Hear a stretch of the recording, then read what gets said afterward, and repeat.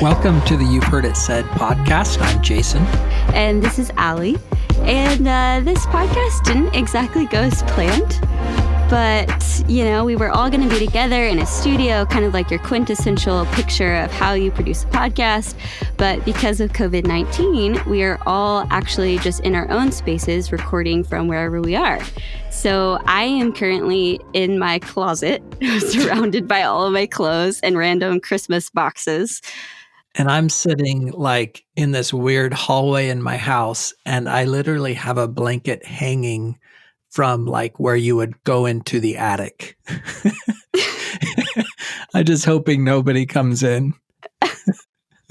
That could be bad. And one of our storytellers, Audra, is also recording at her house in a way bougier studio than I am. She's got like this whole vanity set up with like some lights around it. All of her like makeup and hair stuff's organized right by her podcast equipment. I think she's wearing slippers. Sounds like a pretty good gig. And then I think last time we talked with our producer, Luke, he was in his kitchen.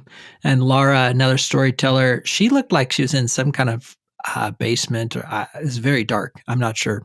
I don't know.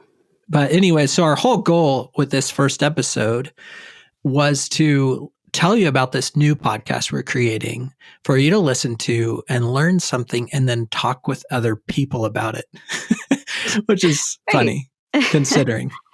So I remember like looking up at our whiteboard and literally we were talking about, there's some word on there about not being isolated. And I'm just like, oh.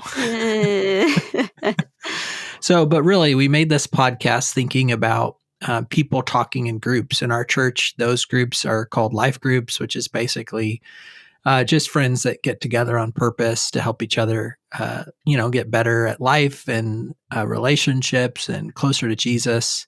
Because we don't think there's really a need for more content.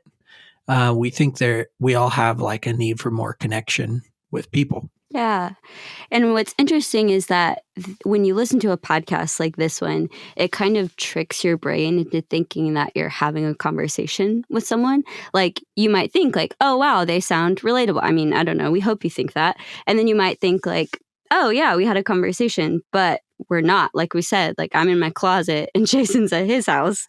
And so like that would be awesome. We'd love to have a conversation with everybody listening, but that's not what this is. So like, we don't want this podcast to replace your people. We want it to just be a conversation starter for your people. And so, I mean, Allie and I are having a conversation, but you're not really here with us. And so we're thinking about that. And we're like, maybe we should totally change what our first episode is going to be about. How do we tell people you need to talk with people when while we're recording, literally governments around the world are saying, don't be with people. And so we chewed on this for a while. And then we realized maybe this is proof.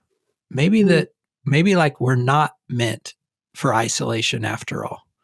Yeah, because I think that most of us by now are kind of going stir crazy. Yeah, and just a little. Right. And I mean, I'm an introvert, but I am ready to see people, because we're physically distanced right now. And I think most of us are just kind of craving conversations with other humans. But this whole idea, I think we were just kind of like, oh, yeah. So people do recognize that they need people. Because if you would have asked me before all of this happens, I don't know that I would have been as inclined to say, oh, well, of course I need conversations or I need people. And so if you're listening, you might be thinking like, oh, this is super encouraging, guys. You're telling me to be with people and I can't. But I mean, we want to talk about some ideas and some ways you might be able to do that. Well, yeah, because, I mean, like I said, we're physically distanced, but I don't think that we're actually socially distanced, which is kind of the phrase that's been circulating, because no matter what's going on around us, like, we still have ways to connect with people. Like, we're still able to make this podcast, like, which is pretty amazing if you think about it. Like, all of the ways that we can connect digitally and emotionally and spiritually through YouVersion or through video chats or through texting or church online, like all of these different tools that we have. So we still get to connect with people, even if it's not really in the traditional sense or what you might think of initially. So I was sitting the other morning on Twitter, just kind of scrolling through, and saw that there was two trending topics, and one of them was Hoda, from the Today Show, and then Hoda, and then Drew Brees from the New Orleans Saints, future Hall of Famer quarterback. And I'm like, oh crud, 2 more people got COVID-19. So I clicked on it, and it actually, thankfully, they didn't. It's a news clip between Drew and Hoda. Drew had just donated $5 million to help coronavirus victims in New Orleans. And then Hoda is thanking him for it and wrapping up. She's getting ready to move on. And basically to say goodbye to Drew, she says, Drew, we love you. And then this happens. Drew, we love you. Love you too, Hoda. Okay. Thank you. All right, a lot more.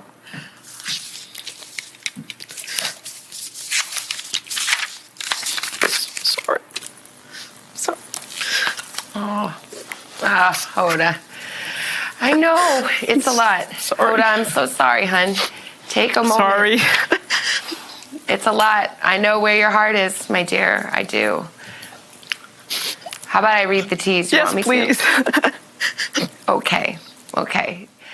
Oh, I love Hoda, and I love that clip. And I think we can all just relate to how she was feeling and that emotional connection. I think one thing that was really cool is the whole internet responded to Hoda. And one tweet I read said something like, thank you for reminding us it's okay to be human.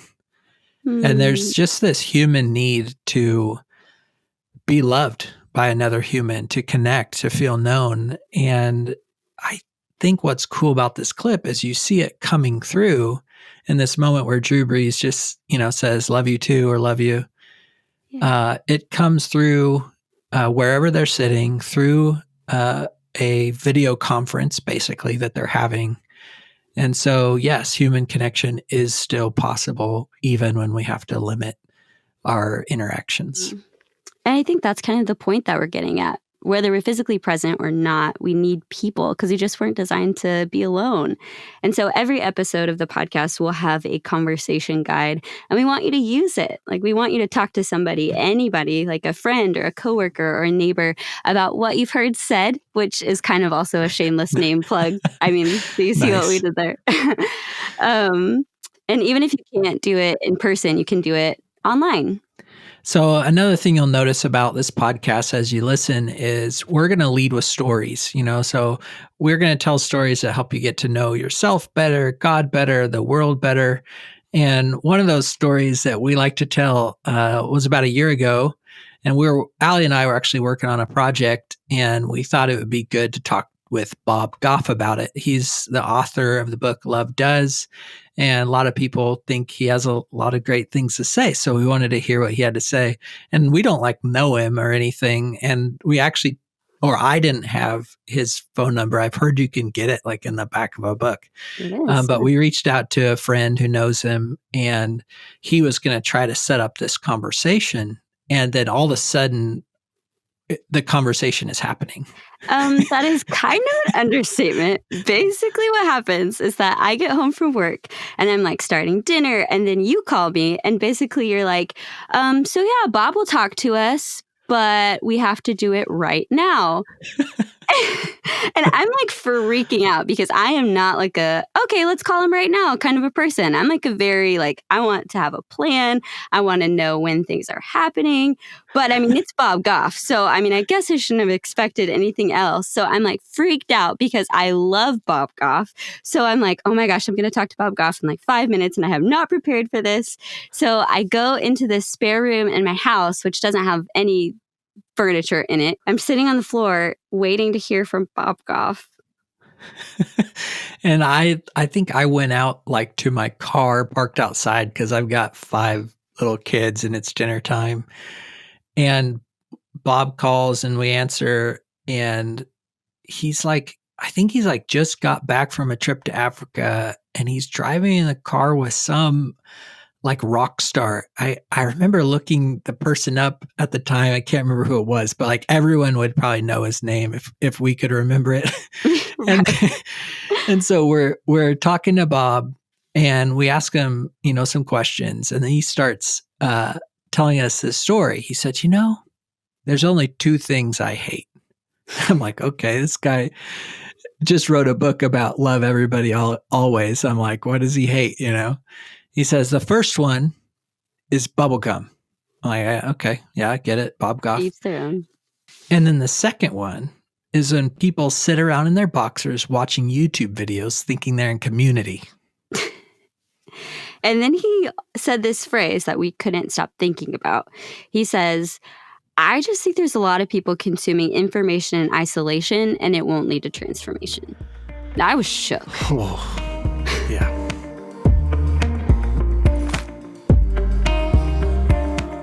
So it might help you listening to know that most of the things that Allie and I make end up on YouTube where people could sit around by themselves listening or watching in their underwear. And our phone call with Bob Goff was actually turned into this kind of motivating thing for us. It's actually very connected to why we ended up launching this podcast the way that we did, because we want to inspire people into conversations with others like we've been talking about.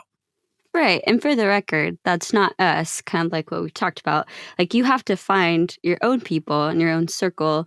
And our pastor has also talked about this a lot before. And he said that it's impossible to live the right life with the wrong friends. And so it kind of goes without saying that if you don't have those friends either, it's also pretty impossible to live the right kind of life.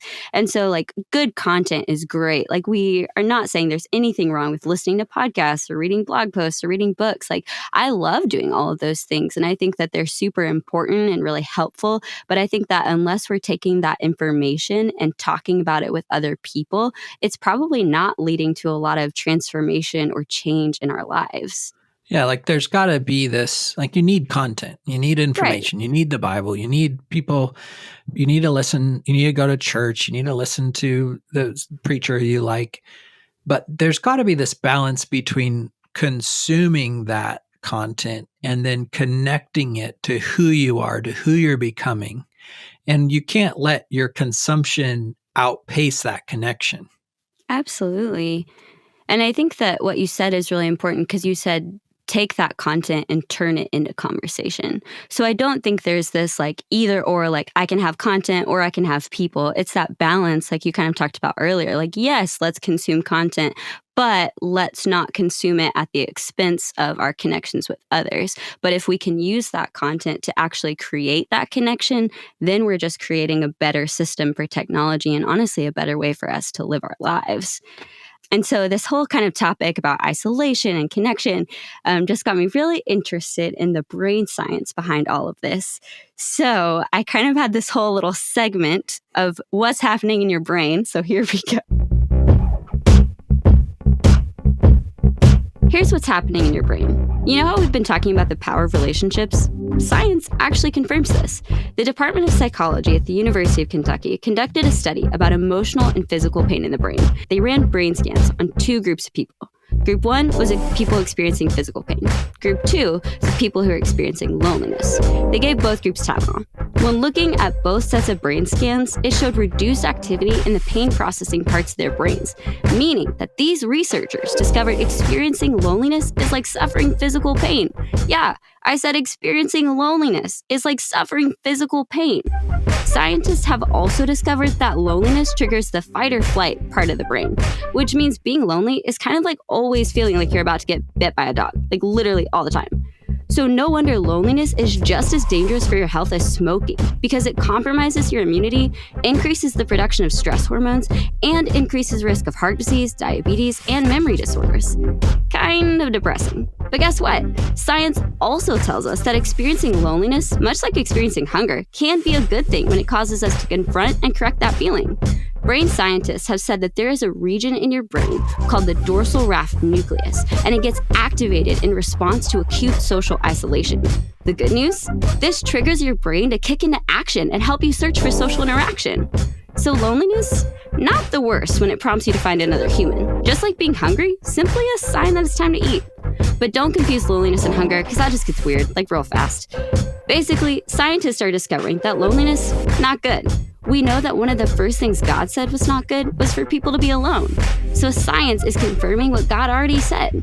However, loneliness itself is simply a signal. It's time to find someone else. So relationships, good. And that's science. And that's what's happening in your brain.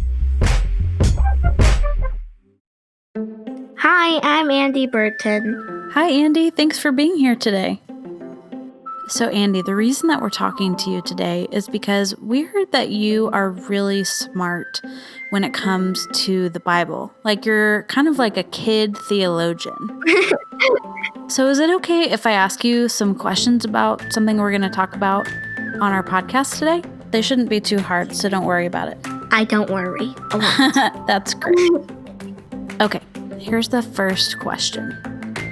Do you ever get lonely? Yeah.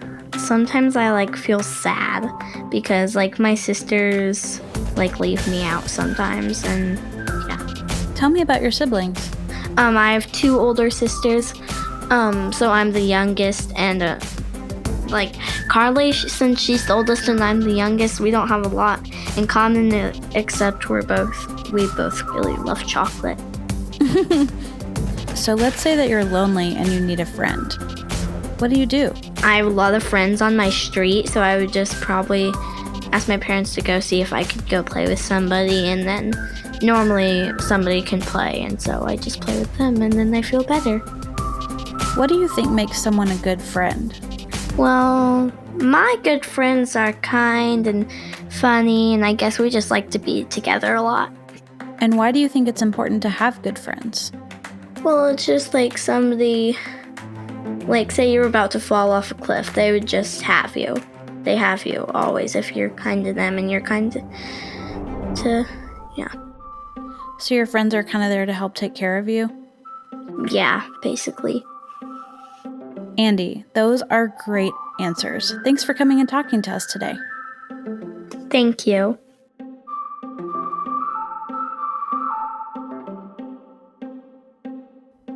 Man, kid relationships are just so great.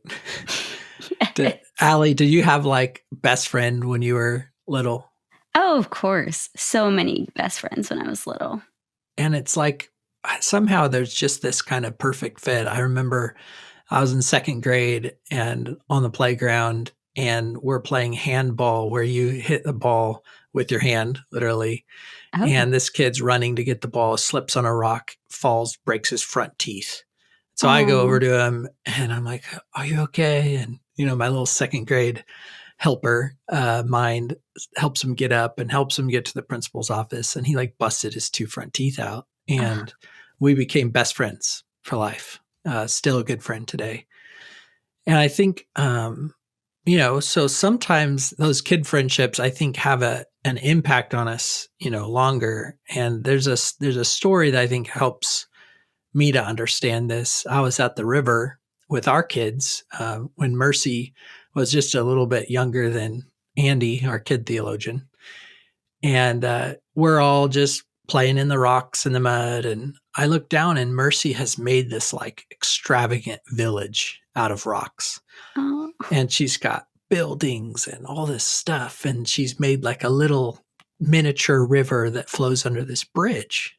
And I look down at the bridge and it looks man-made. And then I realize that's an arrowhead. The bridge is literally an ancient arrowhead that's been carved. And she just found it by accident. And so then we look it up and we talk with people and they're like, yeah, it's legit. So we start going back to this river every day, trying to find another one just like it. And we can't. I mean, we might have found pieces of rocks that we kind of convinced ourselves were, but we never found another one. And I think friendships at a young age can kind of be like finding that arrowhead where we think the next great friend has got to be just like this first one I found. It's got to be that moment on the playground, or everything has to fit just perfect and be just right. But I think it might be different than that, is what we're hearing. Brene Brown actually says something I love about this. She says, true belonging is not passive. It's not the belonging that comes with just joining a group. It's not fitting in or pretending or selling out because it's safer. It's a practice that requires us to be vulnerable. Mm. I would add, it's a practice that requires us to keep going back to, in the case of my story, back to the river, looking for rocks, looking around you, just enjoying what's there and not trying to find this perfect thing. It's a practice that requires us to be okay when people don't fit just right. The Apostle Paul in Romans 12:5 is writing about this. He's writing about how we need people. And he says, just as our bodies have many parts and each part has a special function.